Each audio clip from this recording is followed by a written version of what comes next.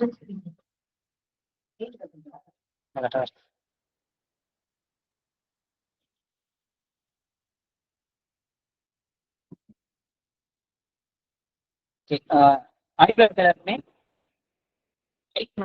கொஞ்சம்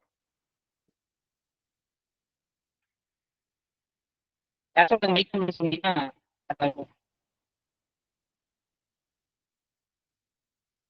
ஏன் வீடியோ போட்டிருக்க? வீடியோல ஆடிபிளா இருக்கா? Yes sir.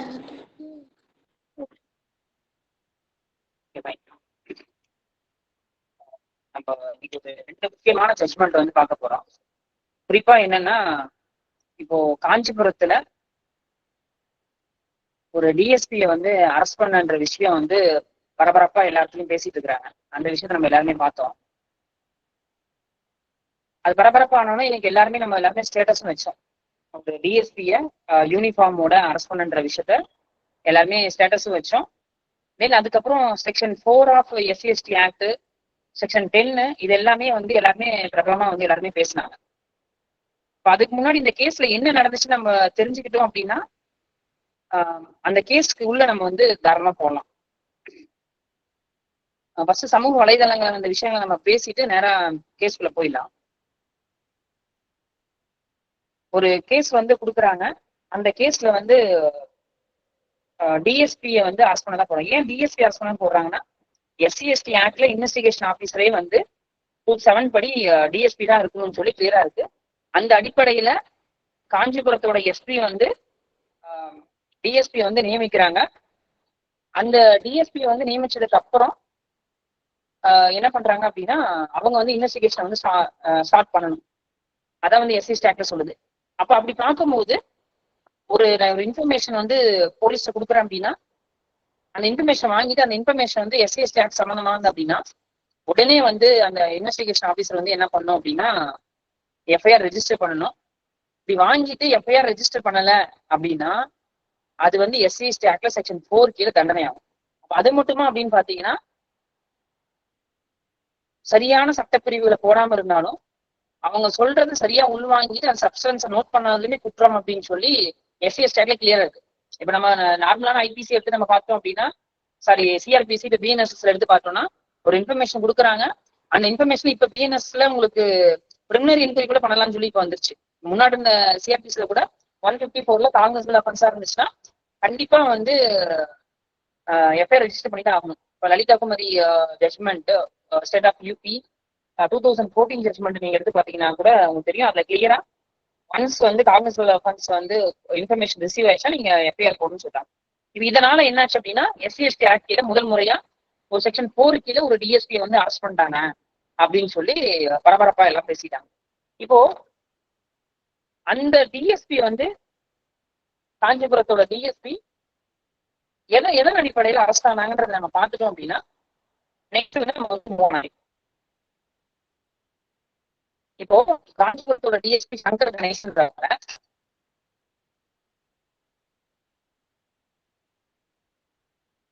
நான் பின்னாடி வந்து கேஸ் டீட்டெயிலா சொல்றேன்.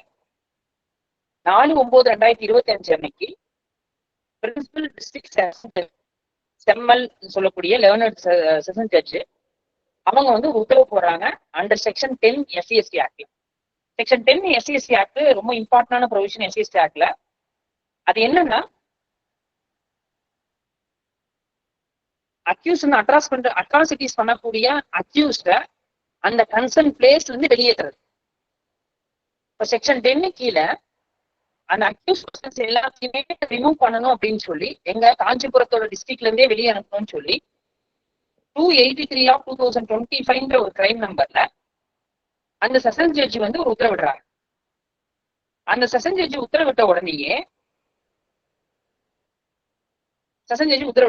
அந்த செஷன் ஜட்ஜி என்னன்னு சொல்லி உத்தரவிடுறாருன்னா, 25/7/2025 உங்களுக்கு ஒரு கம்ப்ளைண்ட் ரிசீவ் ஆகுது.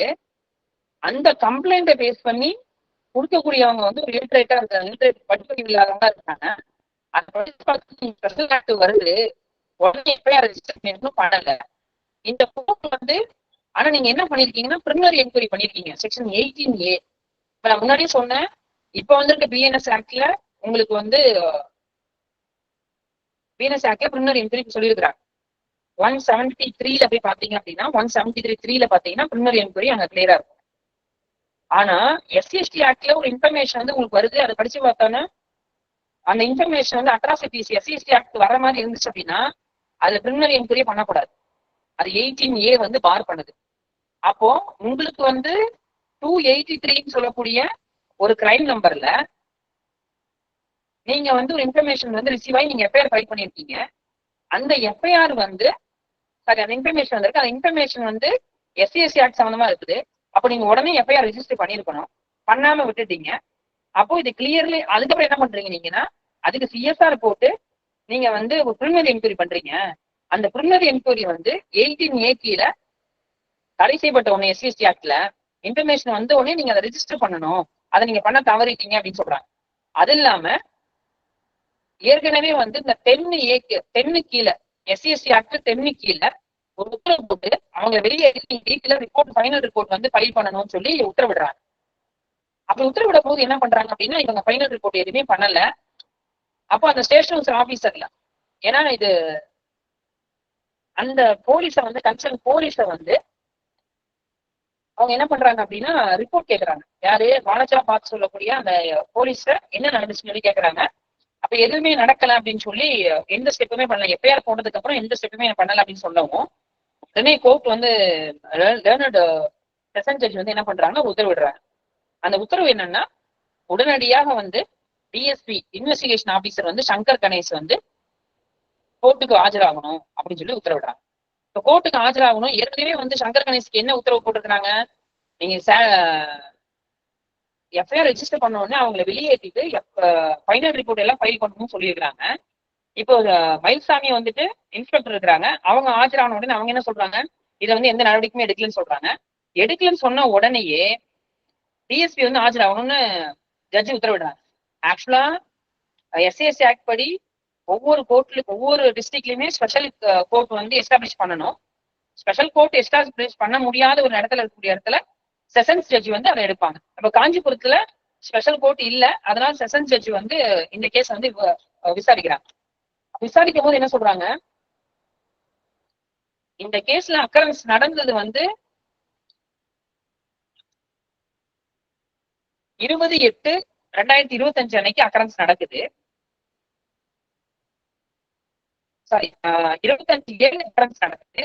28 வந்து என்ன பண்றீங்க அப்படின்னா 20/8 வந்து எஃப்ஐஆர் வந்து ரெஜிஸ்டர் பண்றாங்க. 20/8 வந்து இவருக்கு போட்ட ஷூ நோட் ஆர்டர் என்னைக்குன்னு பாத்தீங்கன்னா 8 செப்டம்பர் 2025. கிட்டத்தட்ட 17 நாள் ஈவன் ஒரு ஸ்டெப் கூட எடுக்கல, அக்யூஸ் கூட அரெஸ்ட் பண்ணல. அப்போ செக்ஷன் 4 கீழே எடுத்துட்டீங்க அப்படின்னா ஸ்டாட்யூட் என்ன மேண்டேட் பண்ணுதோ அதை ஃபாலோ பண்ணலினா 6 month ஜெயிலுன்னு சொல்லி செக்ஷன் 4 ஆஃப் எஸ்சிஎஸ்டி ஆக்ட் வந்து சொல்லுது. அப்ப செக்ஷன் 4 ஆஃப் எஸ்சிஎஸ்டி ஆக்ட் சொல்றத ஃபாலோ பண்ணல அப்படின்னு சொல்லிட்டு ஒரு வார்த்தை யூஸ் பண்றாரு, செய்யத்தக்க செய்யாமை, செய்ய வேண்டிய ஒன்ன செய்யாம இருக்குன்னு சொல்லி அவரோட ஆர்டர்ல வந்து பேஜ் நம்பர் 2ல வந்து மென்ஷன் பண்ணி என்ன பண்றாங்க அப்படின்னா கோர்ட் வந்து அவருக்கு மேல வந்து இந்த ஆக்டோட நோக்கமே என்னன்னா பிரிவென்டிவா டிடென்ஷன் பண்றதா. இந்த அட்ராசிட்டிஸ் ஆக்ட்ன்றது எஸ்சிஎஸ்டி அட்ராசிட்டிஸ் பிரிவென்ஷன் ஆக்ட் தான், பிரிவென்ட் பண்றதா. இந்த கோர்ட் பிரிவென்ட் பண்றதுக்கு தான் செக்ஷன் 10 கீழே அக்யூஸ் எல்லாத்தையும் வெளியேற்றணும் உத்தரவு போடுறாங்க. அதையும் ஃபாலோ பண்ணல. அக்யூஸ் ஈவன் அரெஸ்ட் பண்றது கூட எந்த ப்ரொசீஜருமே பண்ணல. அதனால இது எதுவுமே பண்ணாத அந்த டிஎஸ்பி வந்து செக்ஷன் 4 கீழே நான் ரிமாண்ட் பண்றேன், 22/9/2025 வரைக்கும் நீதிமன்ற காவலை உத்தரவிடுகிறேன்னு சொல்லிட்டு as per guidelines DK Basu guidelines எல்லாம் ஃபாலோ பண்ணி ரிலேட்டிவ்ஸ் எல்லாம் சொல்லுங்கன்னு சொல்லி ஒரு உத்தரவு போட்டுறாங்க. இந்த உத்தரவு வந்தது வந்து பாத்தீங்கன்னா 8/9/2025 இந்த உத்தரவு வந்துருது. இப்ப இந்த உத்தரவு வந்த வரைக்கும் இது இந்த விஷயத்தை பத்தி எல்லாருமே பிரபலம் பேசுறாங்க. ஒரு எஸ்சிஎஸ்டி ஆக்ட்ல கொடுத்த உத்தரவு வந்து மதிக்காம இருக்கிறாங்க அப்படின்னு சொல்லி அவங்க வந்து சொல்றாங்க. இப்போ இதனாலதான் அப்புறம் அவரை அரெஸ்ட் பண்றாங்க. அரெஸ்ட் பண்ணும் போது அவர் தப்பி ஓடுறாரு, அதுக்கப்புறம் திரும்பி வர்றாரு. திரும்பி வந்தவர் வந்து சிறையில வந்து அடைக்கிறாங்க. இப்போ அடுத்த நாளே ஹைகோர்ட்ல போய் 2 பேர் அப்ரோச் பண்றாங்க. ஹைகோர்ட் வந்து அப்ரோச் பண்றாங்க. ஒருத்தவங்க வந்து லோகேஸ்வரன் ரவின்னு சொல்லக்கூடியவங்க, ரெண்டாவது வந்து இன்ஸ்பெக்டர் அது காஞ்சிபுரத்தோட வாலாஜாபாத் அந்த இன்ஸ்பெக்டர், காஞ்சிபுரத்தோட எஸ்பி, தென் டிஎஸ்பி, இவங்க 3 பேருமே வந்து இந்த ஷிவமோட்டோவை வந்து சேலஞ்ச் பண்ணி போறாங்க. இந்த லோகேஸ்வரன் ரவின்றவங்க வந்து 283 சொல்லக்கூடிய அந்த கிரைம் நம்பரை சேலஞ்ச் பண்ணி போறாங்க. இப்ப இங்க முன்னாடி நான் ஷிவமோட்டோ ஆர்டர் சொன்னும் போது நீங்க ஒரு மனநிலையில இருந்திருப்பீங்க, அது வரைக்கும் நமக்கு வெளியே வந்துச்சு. இப்போதான் உண்மை என்னன்னு சொல்லி இந்த கேஸ் மூலமா வெளியே வருது. நான் முன்னாடி சொன்ன மாதிரி இந்த லோகேஸ்வரன் ரவின்னு சொல்லக்கூடியவங்க வந்து கேஸ் வந்து ஃபைல் பண்ணியிருக்கிறாங்க. கிரிமினல் ஓபி வந்து ஃபைல் பண்ணியிருக்கிறாங்க. இந்த கிரிமினல் ஓபில என்ன நடந்துச்சு நான் சொல்றேன். இப்ப இவங்க தான் வந்து இந்த லோகேஸ்வரன் சொல்லக்கூடியவங்க தான் வந்து கோர்ட்ல வந்து சொல்றாங்க. இந்த நான் முன்னாடி சொன்ன பாத்தீங்களா, என்னது 25/7 வந்து ஒரு சம்பவம் நடந்துச்சு சொல்றேன். அந்த சம்பவத்துல 2 குரூப்ஸ் வந்து பிரச்சனை நடக்குது. ஒரு குரூப் வந்து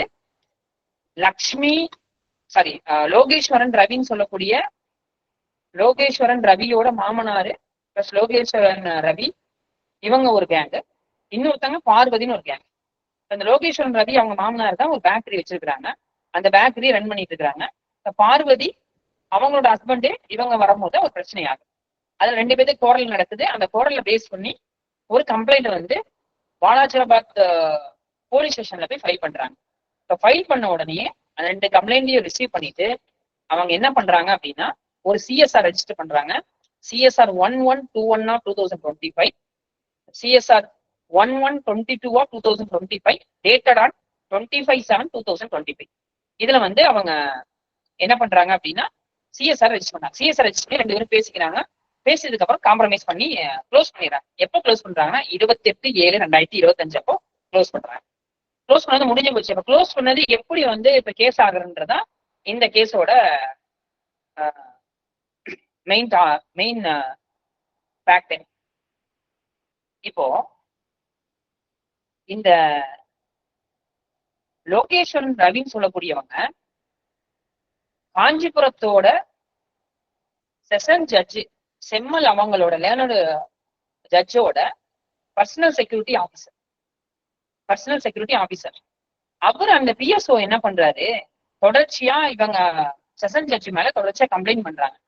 இப்ப இந்த கம்ப்ளைண்ட் பண்ணோடனே அந்த செஷன் ஜட்ஜ் வந்து அவங்க என்ன பண்றாங்கன்னா இந்த பிஎஸ்ஓ வந்து எனக்கு வேண்டாம் அப்படின்னு சொல்லி எஸ்பிக்கு வந்து கான்டாக்ட் பண்ணி இந்த பிஎஸ்ஓ மாத்தணும்னு சொல்லி சொல்றாங்க. சப்சிக்வெண்டா அந்த வாட்ஸ்அப் சாட்டுமே அதுல வந்து அவைலபிளா இருக்கு.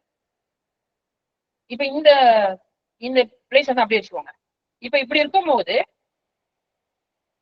லேர்னடு செஷன் ஜட்ஜிக்கு வந்து இந்த விஷயம் தெரிய வருது. யாரு, இந்த பிஎஸ்ஓ ஏற்கனவே நம்ம மேல வந்து கம்ப்ளைண்ட் கொடுத்துருக்காங்க.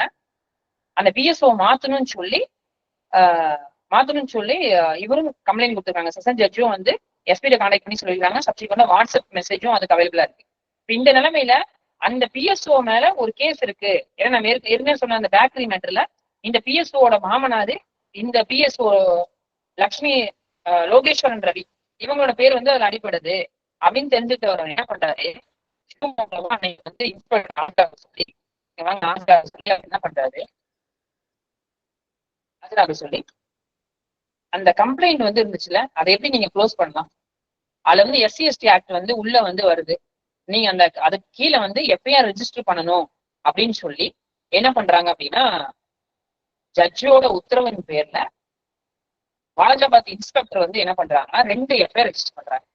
ஒன்னு concern 282/2025 under section 294B 115 subsection 2 118 subsection 1 351(3) of BNS then 3(1) of TNPPL Act இதுக்கு கீழே ஃபைல் பண்றாங்க.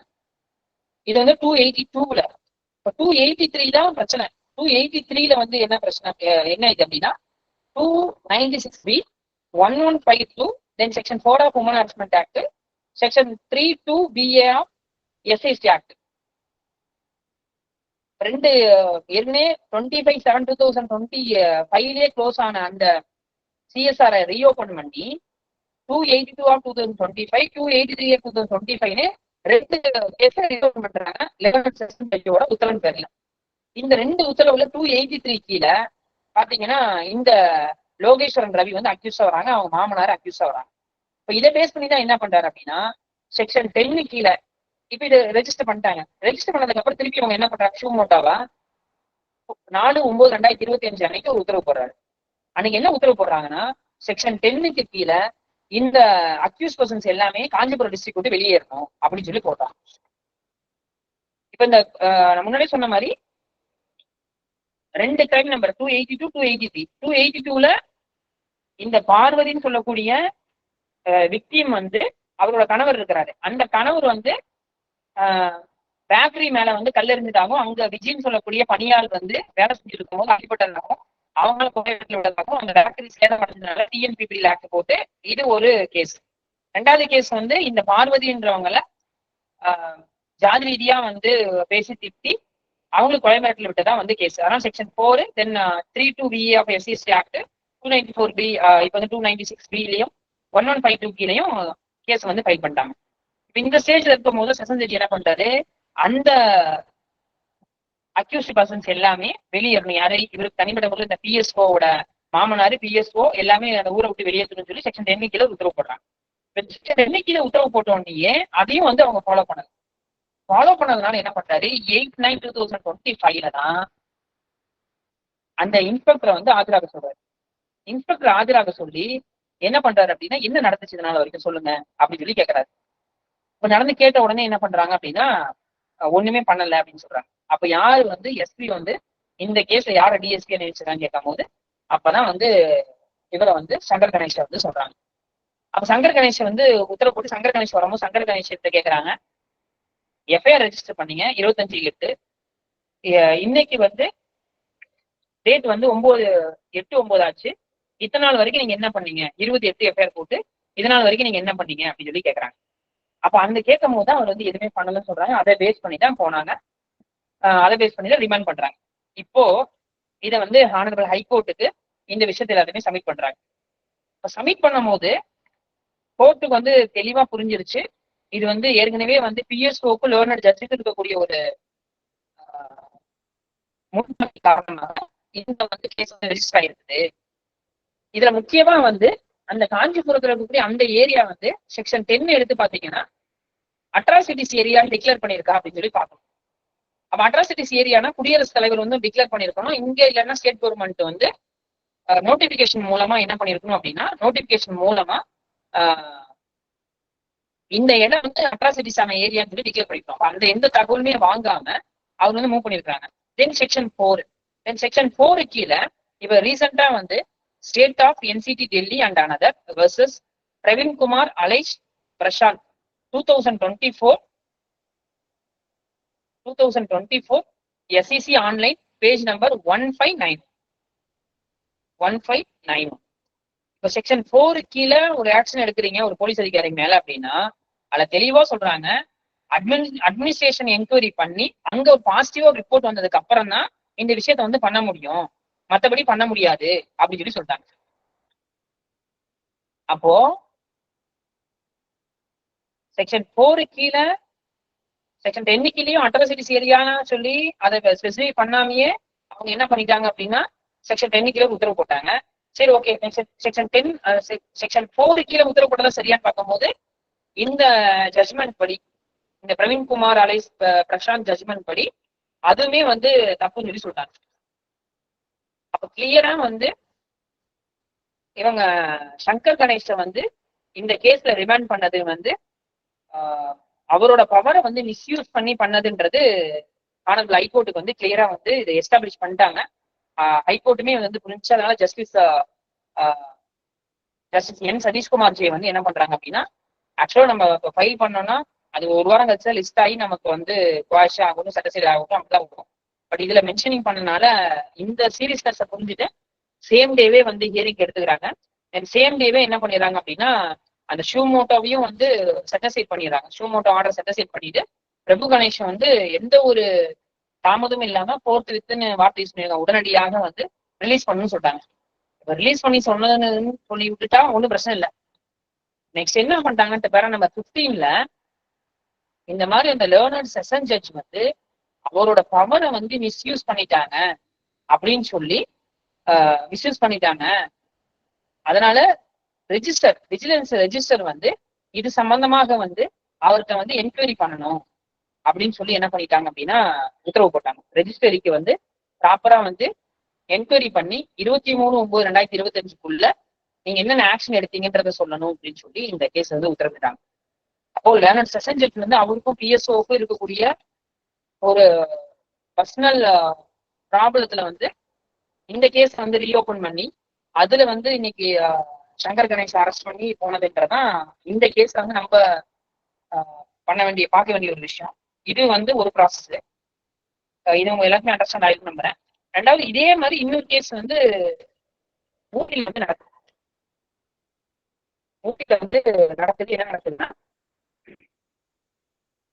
24/4/2025 ஒரு கேஸ் வந்து ரெஜிஸ்டர் ஆகுது. Section 296B 329(3)(126)(2). இது வந்து லேப்டாப் கோர்ட்ல ஒரு ஆபீசர் வந்து இருக்கிறாரு. ஊட்டி கோர்ட்ல முன்னாடி வண்டி எல்லாமே நிக்குது. அங்க ஒருத்தர் வந்து வண்டியை வந்து நிப்பாட்டுறாங்க. வண்டி நிப்பாட்டும் போது முன்கூட்டியே வந்து லேபரர் ஆபீசர் எதுவும் பர்மிஷன் வாங்காம அவங்க என்ன பண்றாங்க அப்படின்னா வண்டியை வந்து நிப்பாட்டிடுறாங்க. அந்த வண்டி நிப்பாட்டினதுனால டிஸ்ட்ரிக்ட் ஜட்ஜ் வண்டி எடுத்துட்டு போறப்போ இல்ல மத்தவங்க வண்டி எடுத்துட்டு போறப்போ இடையில வண்டி நிப்பாட்டி பிரச்சனை பண்றதாதான் கேஸ். இந்த கேஸ் வந்து ரெஜிஸ்டர் ஆயிருக்கு. இதை எடுத்துட்டு ஹைகோர்ட் போறாங்க. ஹைகோர்ட்ல ஜஸ்டிஸ் வேல்முருகன் ஜெய் வந்து இருக்கிறாங்க. இதுல பெட்டிஷனர் யாருன்னு பாத்தீங்கன்னா சரவணன் சொல்லக்கூடியவங்க. ரஞ்சித் குமார் தான் இவர் மேல கேஸ் கொடுத்தவங்க. அவங்களே இதுல ரெஸ்பாண்டா சேர்க்கிறாங்க. இதுல என்ன நடக்குது அப்படின்னா இப்போ அவங்க சைடு சப்மிஷன் வந்து எடுத்துக்கிறாங்க. இதுல யார் வந்து இந்த கிரைம் நம்பர் வந்து 44/2025 இருக்கக்கூடிய சரவணன் சொல்லக்கூடியவங்க வந்து ஒரு ட்ரெஷரரா இருக்கிறார். கருவூலத்துல ஒரு ட்ரெஷரரா இருக்கிறாரு. அவர்கிட்ட வந்து இந்த லேபர் கோர்ட் ஆபீசர் சொல்லக்கூடிய அந்த கம்ப்ளைண்ட் கொடுத்தக்கூடிய ரஞ்சித் குமார் வந்து சில பில்ஸ் எல்லாம் கிளைம் பண்றாங்க. எல்லாருக்குமே தெரியும், நம்ம லீவ் போட்டாவோ இல்ல ஏதாவது எக்ஸ்பென்சஸ் வெளியே ஆயிடுச்சுன்னா அப்படின்னா ஜுடிஷியரி ப்ராசஸ்ல அந்த பில்ஸ் எல்லாம் கொடுத்து கிளைம் பண்ணிக்குவாங்க. லீவ்ல எங்கேயாச்சும் வெளியே போயிருக்காங்க அந்த டைம்ல வந்து ஏதாவது மெடிக்கல் ஏதாவது ஆயிடுச்சு அப்படின்னா அதையும் கிளைம் பண்ணிக்குவாங்க.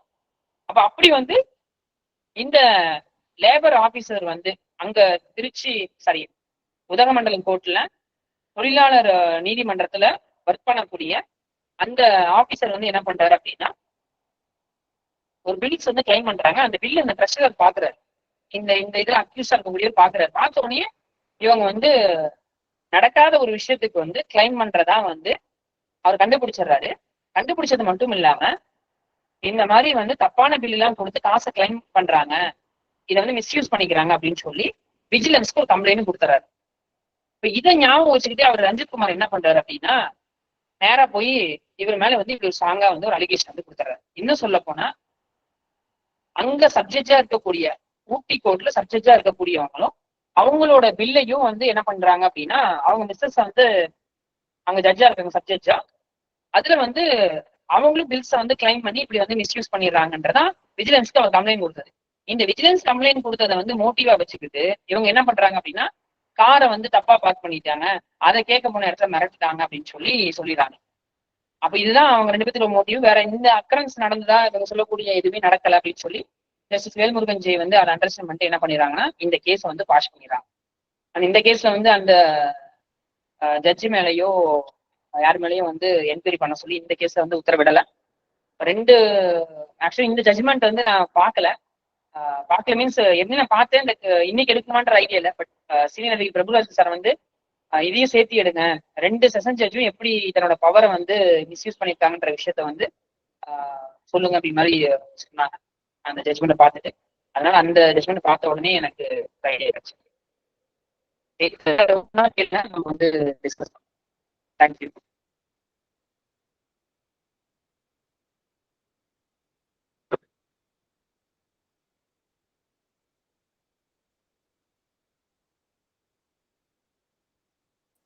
சார் ஒரு சின்ன சந்தேகம். ஒரே நிமிஷம் சார்.